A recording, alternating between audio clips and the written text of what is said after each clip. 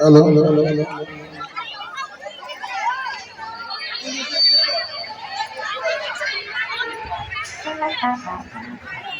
এটা আমাদের প্রায় 45-50 বছরের আগেকার ঘটনা।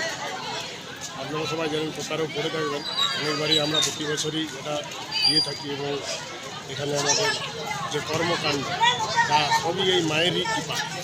আমাদের এখানে সবথেকে বিশেষ আকর্ষণ যে মায়ের এমনই কৃপা যে এখানে অনেক বছর আগে আমাদের ডামালিয়া গ্রামের একজন পাঠা দিতে গিয়েছিল আমাদের ওই মা কল্যাণেশ্বরী মাইথন মা কল্যাণেশ্বরীর ওখানে যখন দিতে যায় তখন তাকে বলে যে আপনাকে কেউ আগে ঢুকেছে সেখানে আপনি দেন গা। তো বলে যে হ্যাঁ, আমাকে এক জায়গায় বলেছিল বিরাট বলে একটা গ্রামের ওখানে যে এখানে পাঠাটা দিয়ে যায়। তো আমি সেই দিয়ে নিয়ে এখানে এসেছি। তো ওখানের পুরোহিত বলেছে ওখানে যা, ওখানেই দিয়ে আবার দেখুন সেই তখন থেকে যে পাঠা পড়েছে সেই তখন থেকেই মা কল্যাণেশ্বরী আমাদের পুজো অনুষ্ঠিত হয়ে চলছে। তারপর দিনের পরিবর্তে আমাদের এখানে বিরাট কলিয়ারির এক ম্যানেজার ছিলেন, সেই ম্যানেজারের তত্ত্বাবধানে এখানে একটা ছোট মন্দির হয় এবং আগের বছর আমরা এখানে বড় মন্দির করে প্রতিষ্ঠা করি, মায়ের মূর্তি স্থাপন করি। এবার ঘুর চক্রে সেই পুরনো ঘটনা আবার পুনরাবৃত্তি। এই বছর আমাদের ওই মাইথনের যে মা কল্যাণেশ্বরীর ওখানের একজন বাসিন্দা, সে ওখান থেকে পাঠায় না এখানে পাঠা দিতে আসে। এটা এক অলৌকিক ঘটনা যা আমাদের দৃষ্টি হয়তো সবারই এড়িয়ে যাচ্ছে, কিন্তু মা যে আমাদের আছে তা আমরা কিন্তু সত্য পক্ষান্তরে আমরা কিন্তু বুঝে গেছি যে মা আমাদের আছে।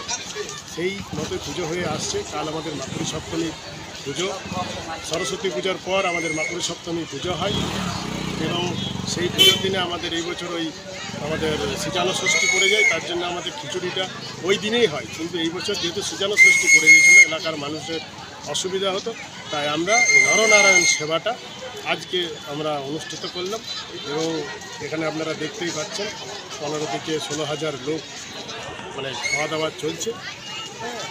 এইভাবে আমাদের এই বছরও আমাদের বহুত পাঠা পড়েছে আর পড়েছে। যাগযজ্ঞের সহকারে আমাদের মা কল্যাণেশ্বরী পুজো আমরা অনুষ্ঠান করে চলেছি এবং আগামী 10 তারিখ পর্যন্ত মহাসমারোহে আমাদের এই মেলা অনুষ্ঠিত হবে। বিভিন্ন রকমের প্রোগ্রাম আছে।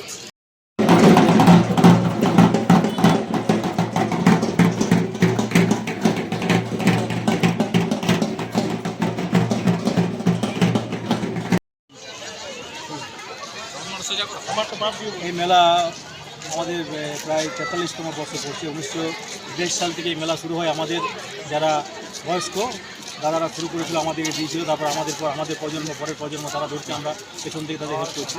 কাল সারা রাত ধরে আমরা এখানে তরকারি পাতি কেটেছি।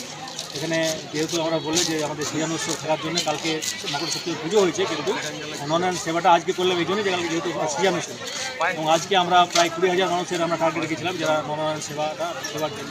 এখনও পর্যন্ত প্রায় 11তম ব্যাচ চলছে। এক ব্যাচে 1,000 মানুষ সেবা নিচ্ছে এবং এখনও পর্যন্ত প্রায় 17,000 মানুষ কাছাকাছি তারা সেবা গ্রহণ করছে। এবং এছাড়াও কাল রয়েছে আমাদের বাউল গান আছে, বাঁকুড়ার যে বিখ্যাত শিল্পী তাদের বাউল গান, বাউল ফাটেলে গান। তারপর দিয়ে রয়েছে আমাদের হিন্দি বাংলা গান এবং আদিবাসীদের জন্য আদিবাসী গান ও নৃত্য এবং বাচ্চাদের বিভিন্ন ধরনের অনুষ্ঠান তো রয়েছে।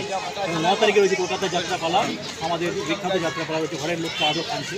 আমরা মানে এই যে মেলা, এই মেলাটা শিল্পাঞ্চল, আমাদের যে কয়লাখনি শিল্পাঞ্চল, এখানে বিভিন্ন ধর্মের মানুষ, বিভিন্ন বর্ণের মানুষ, বিভিন্ন জাতির মানুষ সবাইকে কোথা ভেবে আমরা বিভিন্ন রকম প্রোগ্রাম, বিভিন্ন সাথে প্রোগ্রাম মানে রেখে রাখি। এবং এটা ঐতিহ্য এই জন্যই যেটা বললো যে এখানে মাহিত্যটা এই জন্যই যে প্রতি বছর মাহিত্যের নতুন যে প্রথম যে ডামালিয়ার এক জনপ্রিয় ব্যক্তি যে পাঠা দিতে গিয়েছিল মাইথন, তারপরের থেকেই যে শুরু। আজকেও আমরা দেখেছি কালকের দিনে যে পাঠা পড়লো, সেই মানত করেছিল মাইথনের নিবাসী রঞ্জিত বাউরি, সে কালকে এখানে পাঠা দিয়ে গেল। এই যে মায়ের মাছকে আমরা 7 দিন আগে ভাবি যে মেলায় কী করবো, আমরা তার আগে কিছু প্রস্তুতি থাকে না, মায়েরই সব ঠিক করে দেয় যে এত খাবার দাবার আছে, এত চাল, এত তরকারি সমস্ত মানুষ এখানে দিয়ে যায়। এই ভক্তদের দানে এই মেলা চলে এবং 7 দিন মহাসমারোহ চলবে এবং বিভিন্ন প্রোগ্রাম, বিভিন্ন সাথে প্রোগ্রাম, সকলের সহযোগিতায় এই মেলা সার্থক হয়ে ওঠে। আমরা আশা করি আগামী দিনেও